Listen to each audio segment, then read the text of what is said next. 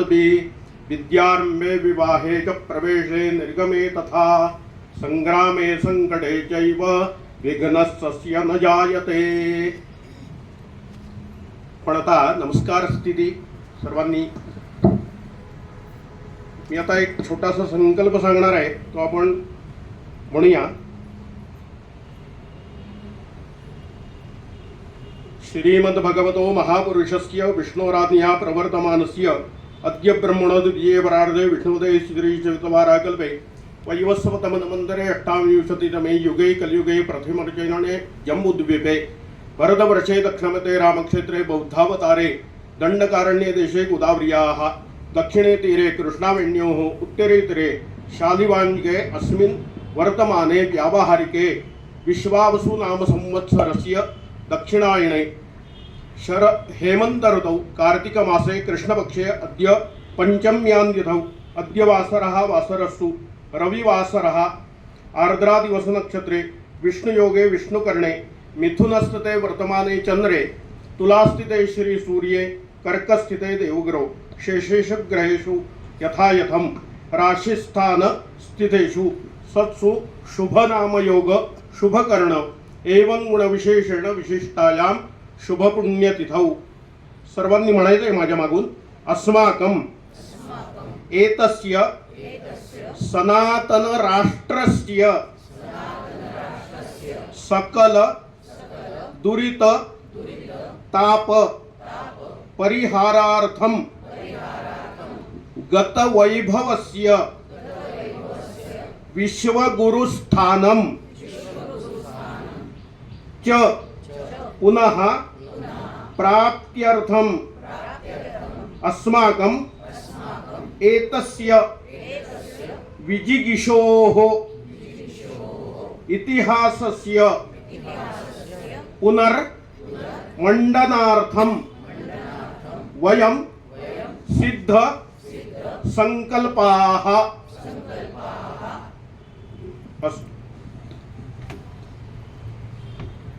म्हटला जातो. स्वामींच्या घराची त्रिसूत्री आहे, म्हणजे 3 स्तंभ आहेत. वेद, उमेद आणि उद्यम. ह्या 3 पिलर्सवर स्वामींच्या घराचं कार्य चालतं. पण 4था स्तंभ मीनाताई आहेत, पत्रकारिता. आणि प्रोटोकॉलमध्ये हे बसतं की नाही मला माहिती नाही, पण त्यांचा सत्कार करणं मला आवश्यक वाटतं. त्याप्रमाणे मी सत्कार करते आणि मग मनोगत बोलते.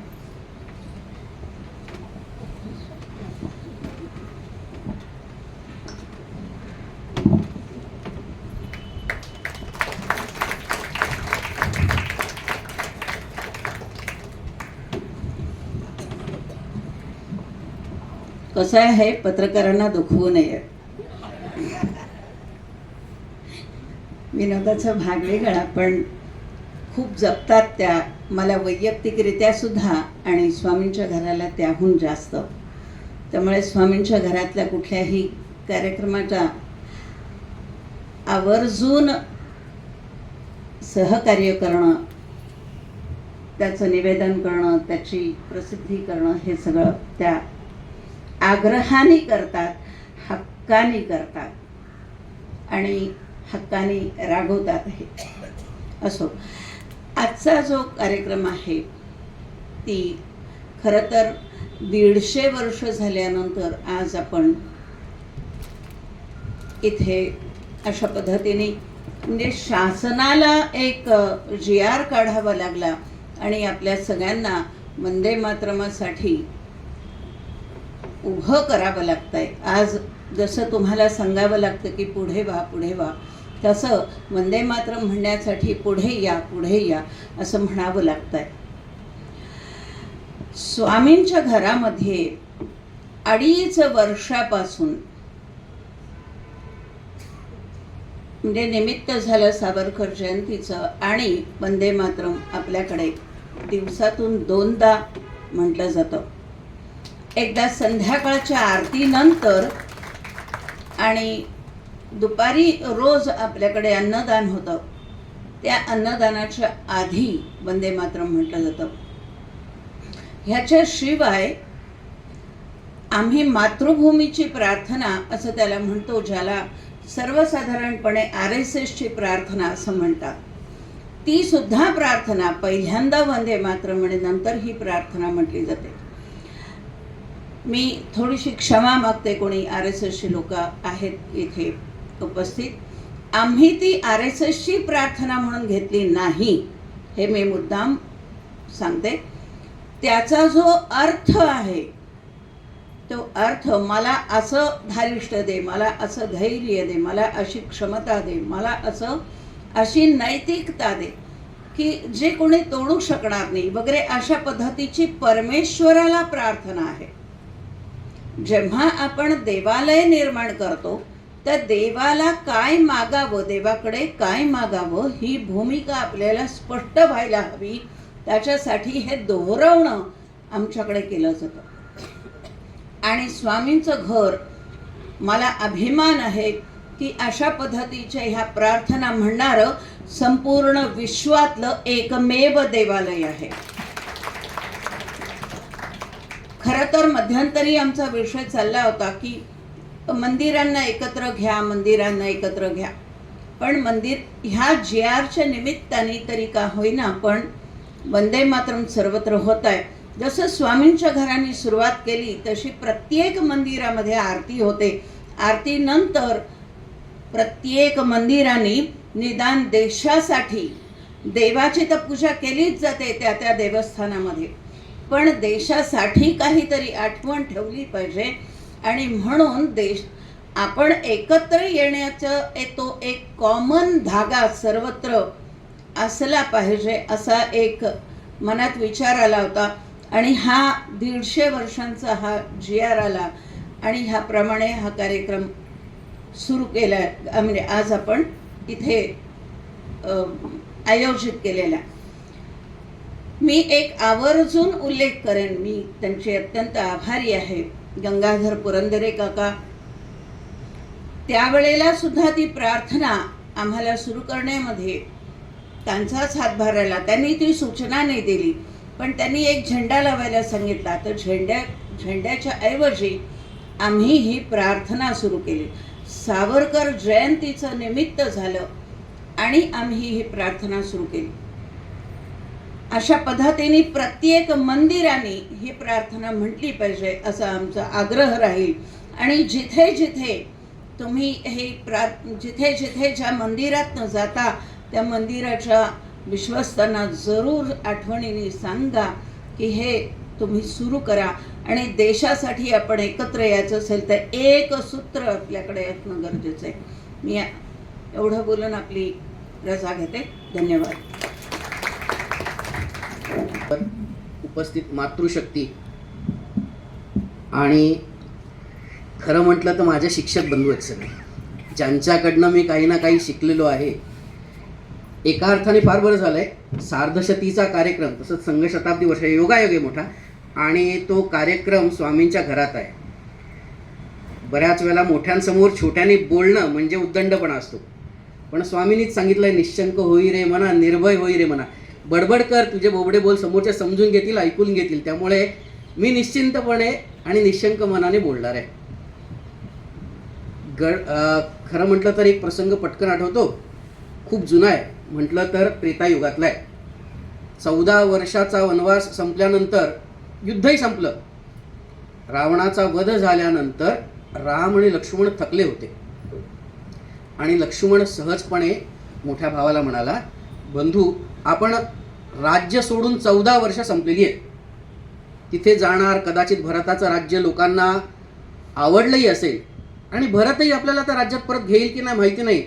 आणि भारतापेक्षा अत्यंत संपन्न असलेली सोन्याची ही लंका, विभीषण तर तुझा भक्तच झालेला आहे, त्यामुळे तू राज्य घेतलंस तर काही म्हणणार पण नाही.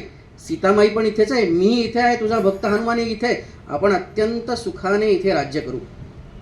त्यावेळेला प्रभू रामचंद्र म्हणतो, स्वर्णमयी लंका नमे रोचते अपि लक्ष्मण, जननी जन्मभूमी स्वर्गादपि गर्यसी. प्रत्यक्ष अवतार घेणारा भगवंत सुद्धा ज्या जन्मभूमीला स्वर्गापेक्षा श्रेष्ठ म्हणतो, अशा या मातृभूमीवरती आपल्या सगळ्यांना जन्म मिळाला आहे, हे आपलं खूप मोठं भाग्यच आहे. आणि मग जसं असं आपण म्हणतो की वाल्मिकीने रामायण लिहिलं, तसेच महाराष्ट्रामध्ये एक अत्यंत प्रगल्भ कवी, ज्यांना आपण मराठी वाल्मिकीच म्हणतो, ते गदिमा अण्णा माडगुळकर यांनी गीत रामायण लिहिलं मराठीमधलं.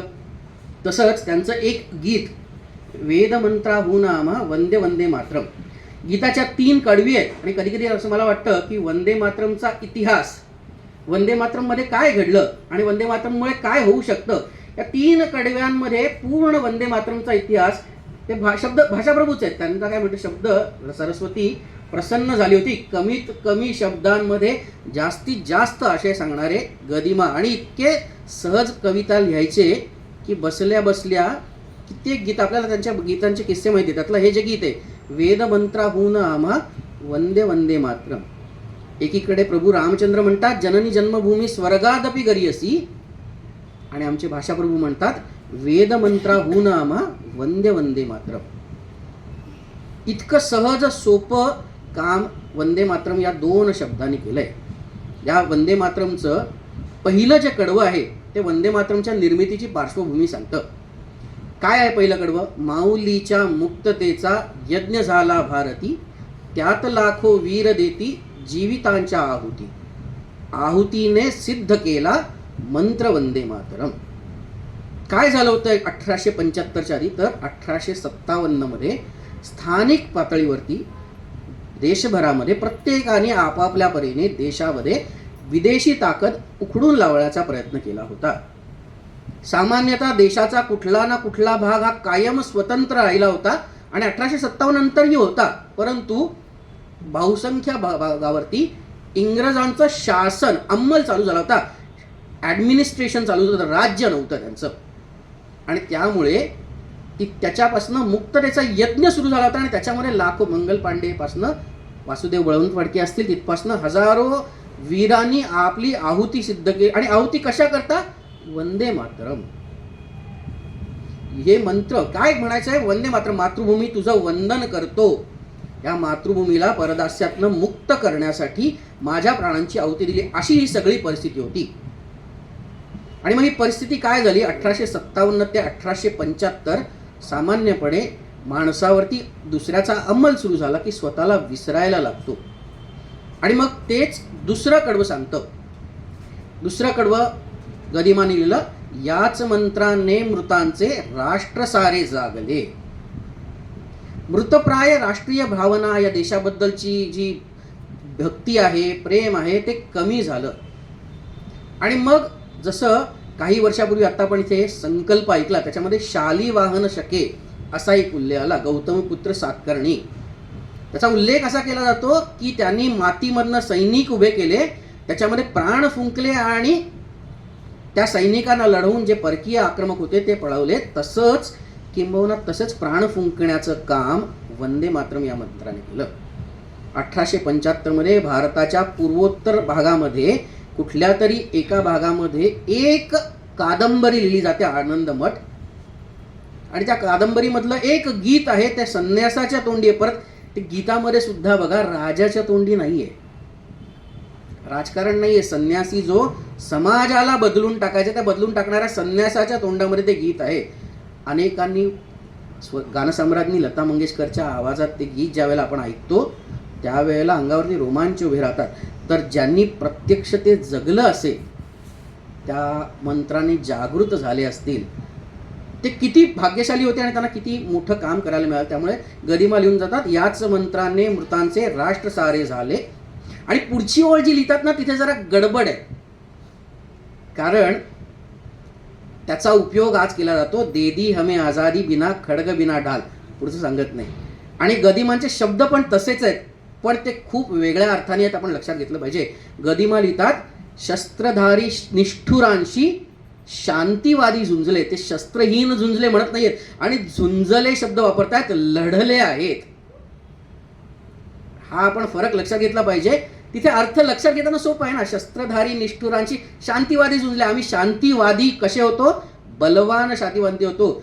आम्ही बलवान असलो तरच जगामध्ये आणि आम्ही असलो तरच जगामध्ये शांती नांदेल असा आत्मविश्वास असणाऱ्यांमध्ये त्या शस्त्रधारी निष्ठुरांशी लढायला सुद्धा शस्त्र मिळालं आणि ते शस्त्र वंदे मातरम होतं. आता आपण सगळे जर का म्हणून या वंदे मातरमनी काय गडबड झाली, खरं तर काय झालं तर आत्ताचं जग जे आहे ते सोशल मीडियाचं आहे. वंदे मातरम प्रसिद्ध होत होतं, सगळेजण वंदे मातरम म्हणत होते. इंग्रजांच्या लक्षात आलं काहीतरी गडबड होतीये, ही लोक वंदे मातरम म्हणतात आणि आपल्या विरोधात काही ना काहीतरी गडबड करणार आणि हे जर का चालू ठेवलं तर आपल्याला काही उपयोग होणार नाही. म्हणून बंगालमधले एक कंपनी होती, मिल होती, त्या मिलमध्ये त्या इंग्रज अधिकाऱ्याने अध्यादेश काढला, वंदे मातरम म्हणायचं नाही. बघा, वंदे मातरम म्हणायचं सुद्धा नाही, कारण तुम्ही तुमचं विसरा, स्वत्व विसरा, मातृभूमीला विसरा. कारण जर का तुम्ही मातृभूमीला वंदन करायला लागलात तर ही कोण आहे, मी कोण आहे, मला काय केलं पाहिजे, याची सगळी भावना जागृत होईल आणि आम्हाला लवकरच इथून सोडून जावं लागेल. म्हणून वंदे मातरम बंद केलं पाहिजे.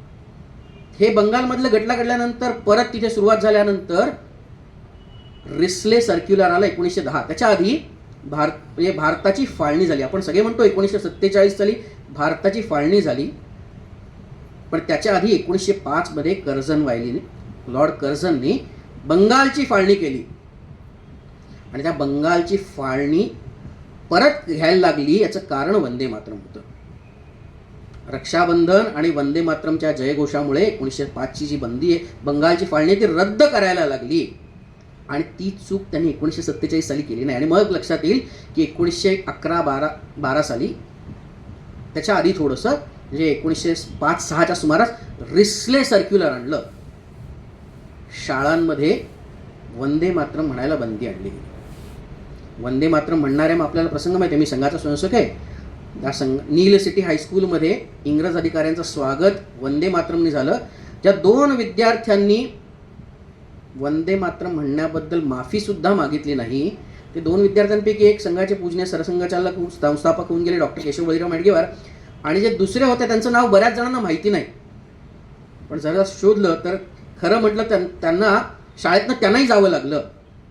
भारतात त्यांचा सन्मान नंतर कदाचित झालाच नाही, परंतु मेक्सिकोने मात्र त्यांचा सन्मान केला आणि त्यांना मेक्सिकोच्या हायेस्ट सिटीजन ऑर्डरचं नाव मिळालं. त्यांच्याबद्दल एक पुस्तक लिहिलं गेले, नाही चिरा नाही पणती, ते डॉक्टर पांडुरंग खानकोजे. असं अनेक जणांनी आपल्या आयुष्याचा होम वंदे मातरम करता केला. या मंत्रामुळे शिरीष कुमार सारखा एखादा धाडसी 9वीतला मुलगा भगव्या ध्वजा तिरंग्यासमोर सहज ब्रिटिशांची गोळी झेलता गेला. भगतसिंग, राजगुरू, सुखदेव सारखे अनेक तरुण हसत हसत फाशी गेले. मग हे जर का आपण असं म्हटलं, देदी हमें आजादी बिना खडग बिनाडा, त्यांचा अपमान आहे. वंदे मातरमचा जप करत ही मंडळी सहज फाशी गेली. आणि मग त्याच्यानंतर गदिमा पुढच्या चौळीत म्हणतात, शस्त्रहीना एक लाभे शस्त्रवंद वंदे मातरम. या शस्त्रांनी खूप मोठा पराक्रम केला. आपल्याला भारतभूमीला स्वातंत्र्य मिळवण्यामध्ये खूप मोठी भूमिका या वंदे मातरमची आहे. हे वंदे मातरम 5 कडव्यांचं आहे, खूप मोठं गीत आहे. त्या गीतामध्ये काही उल्लेख आहेत, त्याच्यामध्ये बाकीचे तर आहेतच. त्यांनी म्हटलंय, के बोले मा तुम्ही अबले, आई तुला अबला कोण म्हणतं, तू बहुबल धारिणी आहे, रिपुदल वारिणी आहेस, या राक्षसांचा नाश करणारी आहे. अशा संपूर्ण उल्लेख ज्या वंदे मातरमचा संपूर्ण वंदे मातरमचं होतं ते आम्ही बंद करून टाकलं 1920-22 सालापासून. वंदे मातरमची पहिली 2च कडवी घ्यायची, मुळात वंदे मातरम म्हणायचंच नाही. आणि मग जनगण मन आम्ही स्वीकारलं, ते सुद्धा अर्धच स्वीकारलंय, ते सुद्धा पूर्ण आहे. आणखी गुरुदेव रवींद्रनाथ टागोरांचं जनगण मन सुद्धा 2 कडव्यांचं नाही तर भरपूर मोठं आहे. आणि त्याचाच कार्यक्रमाचा उल्लेख मगाशी आपल्या वसुधाताईंनी केला आहे त्या संकलन समितीमध्ये. त्या जनगण मनचा सुद्धा राष्ट्रीय गीत म्हणून आपण स्वीकार केला. मग वंदे मातरम हे धार्मिक गीत आहे, त्यामुळे एखाद्या धर्माचा अपमान होतो, आमच्या धर्मात मान्यता नाही. स्वातंत्र्यवीर सावरकर म्हणतात, देश हे देव आणि माणसाच्या मध्ये आहे. जर का आपल्याला देवापर्यंत पोचायचं असेल तर मध्ये देशाचं माध्यम आहे. तर देशाची सेवा केल्यानंतरच देवापर्यंत पोचता येईल. तर अशा या देशाचं स्मरण करणं, त्याला वंदन करणं, हे आपलं काम आहे, याचं स्मरण सतत हे वंदे मातरम करून देतं. आज आपल्यापैकी उपस्थित आहेत सगळी मंडळी, मी म्हणतो तसं की ज्येष्ठ मंडळी आहे. साधारणतः स्वातंत्र्य मिळाल्यानंतर पुढे मागे जन्म झालेला आहे, काही जणांचा स्वातंत्र्यापूर्वीचा जन्म आहे. त्यामुळे ते तिसरं कडवं जे आहे त्यातला अर्धा भाग त्यांना लागत होतो, अर्धा भाग आम्हाला लागू होतो. तो आहे निर्मिला हा मंत्र ज्यांनी आचरीला झुंझुनी, ते हुतात्मे देव झाले स्वर्गलोकी जाऊन. ज्यांनी हा मंत्र निर्माण केला ते केवळ निर्माण नाही केला तर त्याचं आचरण जगामध्ये म्हणजे आपल्या जीवनामध्ये आणलं. मी नुसतं वंदे मातरम म्हटलं तर मी मगाशी 2-3 उल्लेख केले की शाळा सोडावी लागली, प्रत्यक्ष जीवन द्यावं लागलं अशा प्रकारे, परंतु मंत्र मात्र त्याचा सोडला नाही असं सिद्ध केला. निर्मिला हा मंत्र ज्यांनी आचरिली झुंझुनी, ते हुतात्मे देवला. आज सगळ्यांचे फोटो घरात असले पाहिजे खरं तर, परंतु हळूहळू आपल्या घरातनं ते फोटोज गायब व्हायला लागलेले. मग भगतसिंग असतील, डॉक्टर बाबासाहेब आंबेडकर असतील, लाला लजपतराय असतील, अशा सगळ्याच मंडळींचे फोटो, कारण नवीन पिढीला ओळख करून देणार ते आमचं काम आहे, ते करून दिलं पाहिजे. आणि मग एक खंत व्यक्त झाली की शासनाला GR काढावा लागला की 150 वर्ष झाली. याचं कारण आम्ही विसरलो. स्वातंत्र्यवीर सावरकर जे सांगतात, जे जे उत्तम उदात्त उन्नत महन मधुर ते काय काय महत्त्वाचं होतं, काय काय महान होतं, मंगल होतं, आवश्यक होतं, हे आम्ही सांगायला विसरलो. आज आमच्या घरातला नातू असेल तर त्याला खायचं असेल तर आपण त्याला सांगतो, खाताना खात नाही आहे तर आपण त्याला पटकन कार्टून लावून देतो. पण त्याची ओळख वंदे मातरमशी लहानपणी करून देत नाही, त्याची ओळख जनगणमनशी लहानपणी करून देत नाही. जनगणमन चालू आहे तर आम्ही उभं राहिलं पाहिजे याचं भान सुद्धा आम्ही ठेवत नाही. वंदे मातरम चालू आहे बरोबर आहे, म्हणजे रस्त्यावरती गाडी चालवते आणि मी रस्त्यावरती गाडी थांबवून अपेक्षित नाही आहे, परंतु मी गाडी बाजूला घेऊन थांबू शकतो. 52 सेकंदाचं राष्ट्रगीत आहे, राष्ट्रीय गान आहे, हे माझा त्याच्याप्रती देण्याचा जो अभिमान काय म्हणतो, त्याच्याप्रती आपली जी भक्ती आहे त्याच्याबद्दलचं दाखवणं, हे सुद्धा आपण सांगत नाही आहोत. आपण सगळ्यांना अधिकारांची जाणीव करून देत आहोत, त्या अधिकारांबरोबरच कर्तव्यांची जाणीव सुद्धा करून देण्याची आवश्यकता आहे. आणि म्हणून वंदे मातरममध्ये कर्तव्य पण सांगितलेली आहे की हे सगळं करायचं देवी, करायचं पण तुझ्याकरता मी करणार आहे. आणि म्हणून मग ते गातयांच्या आरतीचे गीत वंदे मातरम असं कवी शेवटची ओळ सांगतात की त्यांची आरती, त्यांची भक्ती ही आपण रोज केली पाहिजे. डोंबिवलीकर मी म्हणतो तसं ट्रेंड सेटर्स आहेत आजच्या भाषेमध्ये, अनेक पायंडे डोंबिवलीने पाडून दिलेले आहेत. मगाशी 3-4 गोष्टींचा उल्लेख झाला, त्यातला एक आणखीन आहे म्हणजे की स्वामी घराने वंदे मातरम संपूर्ण म्हणणं, रोज म्हणणं, 2 वेळा म्हणणं, हा एक पायंडा पाडलेला आहे. जसं काही वर्षापूर्वी डोंबिवलीमध्ये नववर्ष स्वागत यात्रा सुरू झाली. 31 डिसेंबरला जगभरामध्ये नववर्ष स्वागत सुरू होतं, पण आमची संस्कृती नाही, आमच्या संस्कृतीमध्ये वेगळ्या पद्धतीने सांगितलं आहे, तर मग त्याच्याशी वाद नाही घालत बसायचा नवीन पिढीशी. त्यांनी रेष काढली, त्याच्यापेक्षा एक मोठी रेष बाजूला काढूया नववर्ष स्वागत यात्रेची, अशी एक मोठी रेष काढली आणि आज भारतभरामध्ये नववर्ष स्वागत यात्रा सुरू आहे. सुरुवात डोंबिवलीकरांनी केली, तसंच आत्ता या वंदे मातरमची सुरुवात सुद्धा आपणच केलेली आहे.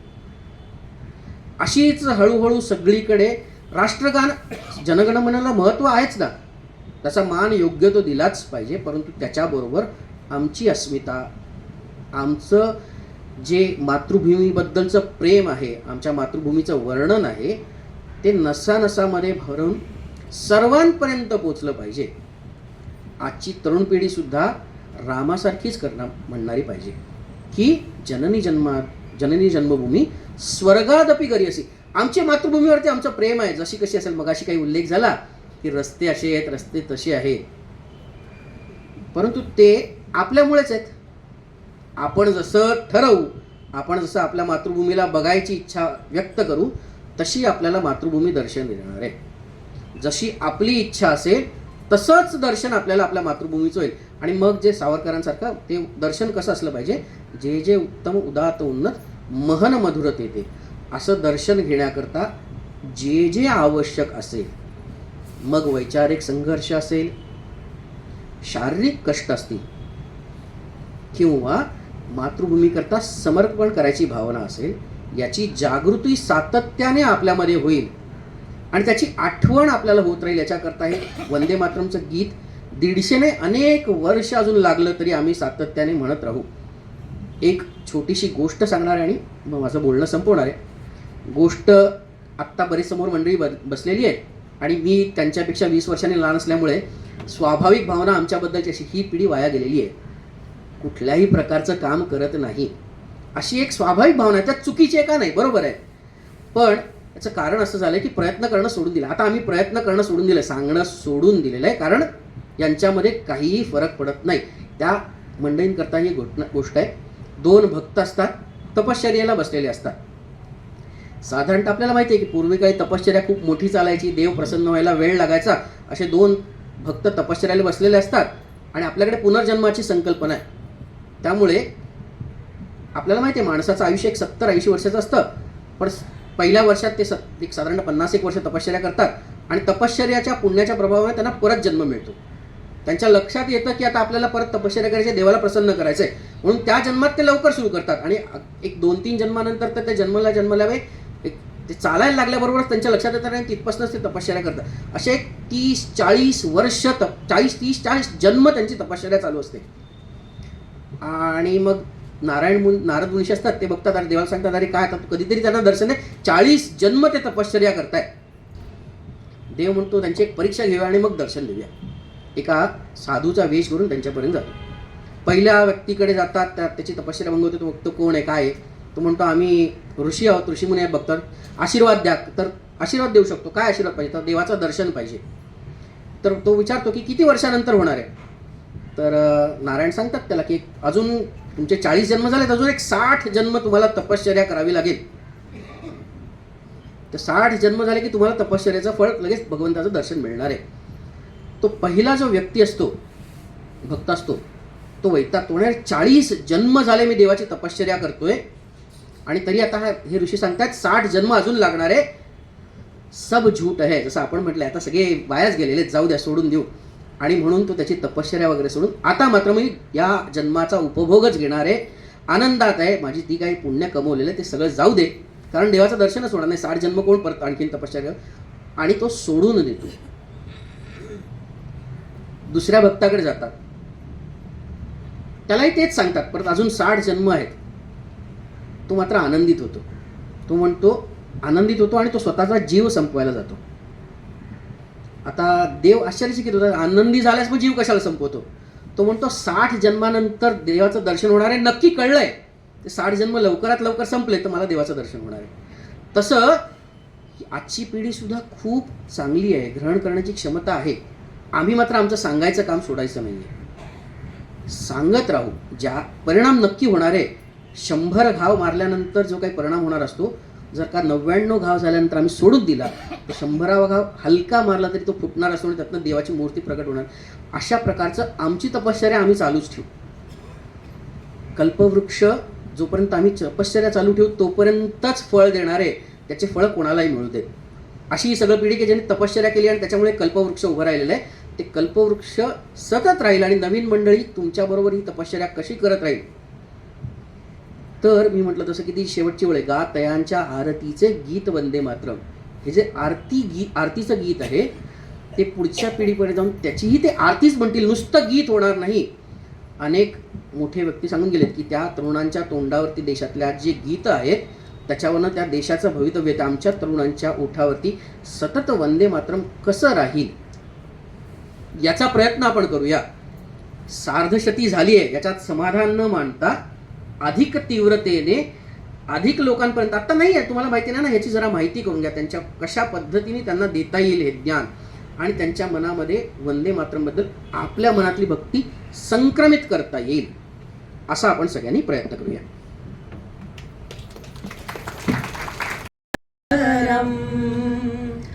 वंदे मातरम सुजलां सुफलां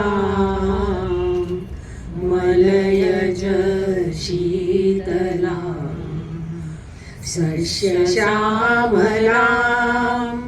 मातरम्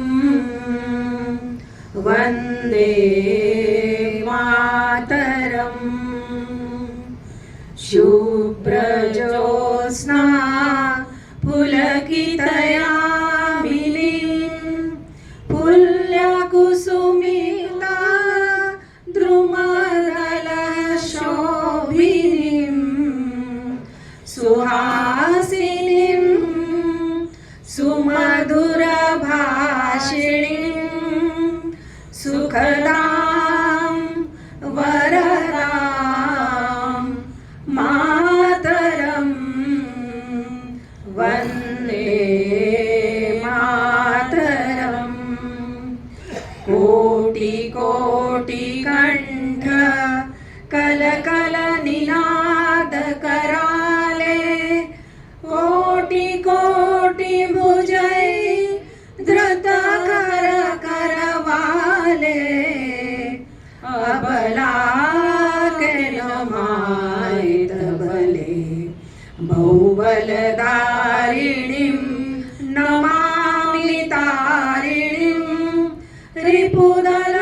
रिपुदलवारिणीं मातरम् वन्दे मातरम् तुम्ही विद्या तुम्ही धर्म तुम्ही रीती तुम्ही मर्म त्वं हि प्राणा शरीरे बाहुते तुम्ही मा शक्ती हृदये तुम्ही मा भक्ती तो प्रतिमा गणी मंदिरे मंदिरे मातरम् वन्दे मातरम् त्वं हि दुर्गा